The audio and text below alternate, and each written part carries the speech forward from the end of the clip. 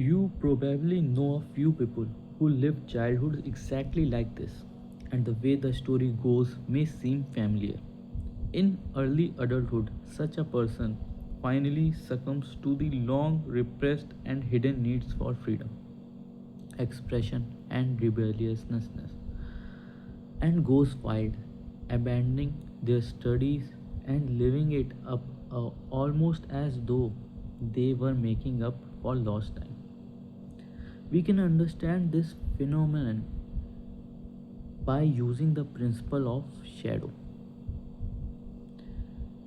Even if we encounter a perfectly well behaved and disciplined student, we know that their shadow contains everything that is unacceptable to them, to others, and to the environment. In the same way that it takes energy to constantly keep a beach ball submerged underwater, it takes energy to deny the shadow, but eventually the ball pops up. Living with a shadow that is unknown to us can cause us psychological discomfort. The mind, body, and spirit seeks to be whole, and if this wholeness is only achieved through an explosion of repressed material to the surface of conscious awareness, then so be it. By using Jung's theory of the shadow, you can achieve a few key insights when it comes to understanding people. First, you can develop a deeper understanding of why they are as they are, and this inevitably leads to heightened feelings of compassion. If you know that the bully at school learned in childhood to suppress out of awareness all his own feelings of inferiority, weakness, and fear, you can see this behavior with a measure of understanding. You are able to engage with him beyond a superficial level. You are dealing with all of him and not just the carefully crafted, curated, conscious self that he is portraying on the surface. Second, by using the shadow model, you sorry. Second, by using the shadow model, you allow yourself to reach out to and communicate with people far more effectively. Although every one of us is a divided being, there is nevertheless an impulse toward wholeness and authenticity. If you can speak directly to those unacknowledged parts of a person's psyche, you are able to communicate more deeply. For example, an arrogant, narcissistic person may have a shadow filled with self hate. In that shadow is everything they cannot bear to acknowledge about themselves. So much so that they deny that it's even a part of them. The common reaction to narcissistic people is to want to tear them down, to laugh at them, or to resist their claims of grandiosity. But this only strengthens the feelings of shame that created the split in the first place. If you can see a person's grandiosity as essentially a defense, you can adjust your communication accordingly.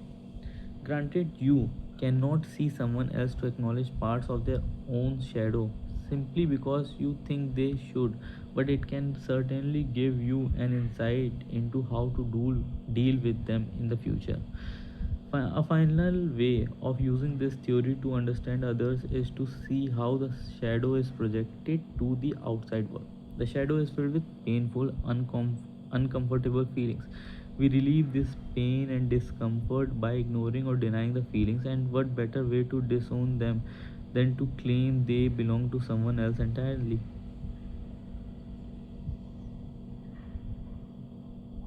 Shadow projection is when a person unconsciously attributes his own shadow traits to another person. For example, someone who feels intellectually inferior may find themselves calling everyone and everything stupid or haughtily criticizing the efforts of others.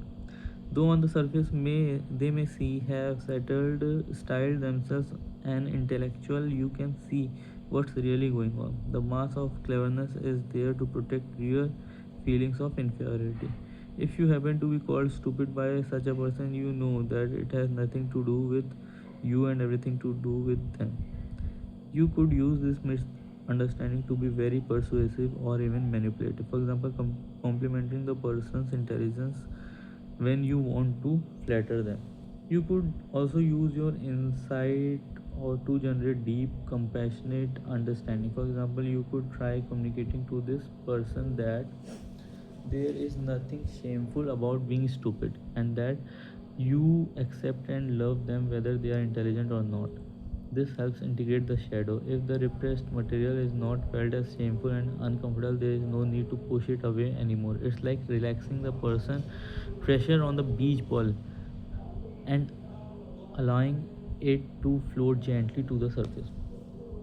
None of this is to say that we need to go into intense psychotherapist mode every time we meet someone new. Integrating the shadow is long, difficult work that cannot be done on anyone else's behalf. The best thing we can do for ourselves is work hard on our shadows while we use it to help us acknowledge and understand the working of other people's shadow. You might even start to look at your own culture a little differently. Groups can have their own collective shadow.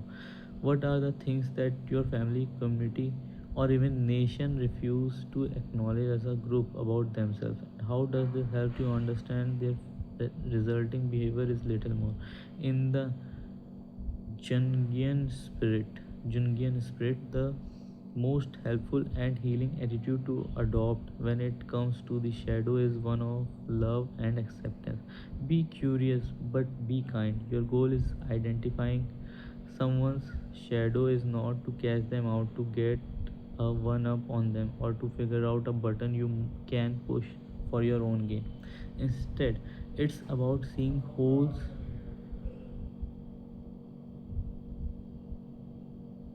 Instead, it's about seeing whole in a world that is often split, broken, divided, and unconscious. If you can see the shadow in operation in someone else, it is also an invitation to look honestly inside ourselves. Once we can look at another person's shame, fear, doubt, and rage with acceptance and understanding, we can do the same for ourselves. Not only will we become more astute students of human nature, we will become more sensitive and emotionally intelligent friends, partners, or parents. In fact, the things we each push into our perspective shadows are often not so different. None of us want to admit that we sometimes feel small and weak, unlovable, confused, lazy, selfish, lustful, jealous, mean, or cowardly. Sorry.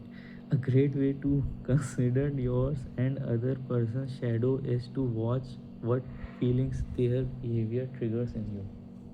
For example, you might be having a conversation with the postful intellectual from the earlier example. You share an idea that they laugh at and quickly denounce as stupid. What's your response? If you are like most people, you may prickle with anger, embarrassment, or shame and suddenly feel the need to defend yourself. Maybe you retort with something you think sounds extra intelligent to prove him wrong, or you simply laugh back and insult him directly. What's happened is that his shadow has triggered yours. To have this reaction somewhere inside you was the unwanted feeling of being stupid and inferior. If you have the presence of mind to remain conscious in such an interaction, however, you could pause and notice your own response and become curious about it. The person in insulting you this way has told you something very important about themselves if you know how to listen. Very astute and observant people know that what a person insults you with is often nothing more than the label they can't acknowledge they actually give themselves. If you realize this, you can keep your cool in such a conversation. If not, you may get hooked into a mutual ego defense session that is an argument with the person, unknowingly accepting their invitation to play a particular shadow game with them. The shadow expresses itself in people's motivations.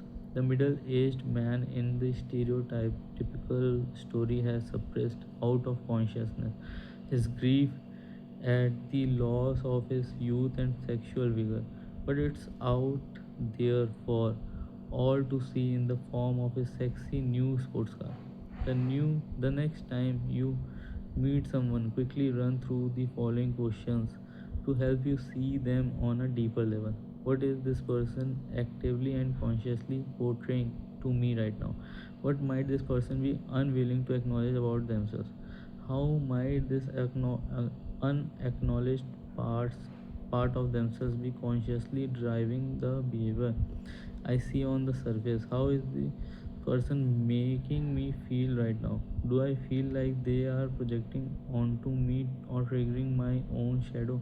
How can I communicate compassion and understanding for what's in their shadow right now? When you speak to someone, the shadow model helps you to speak to all of even the parts they don't show. It's a way of reading between the lines where people are concerned. Our inner child still lives,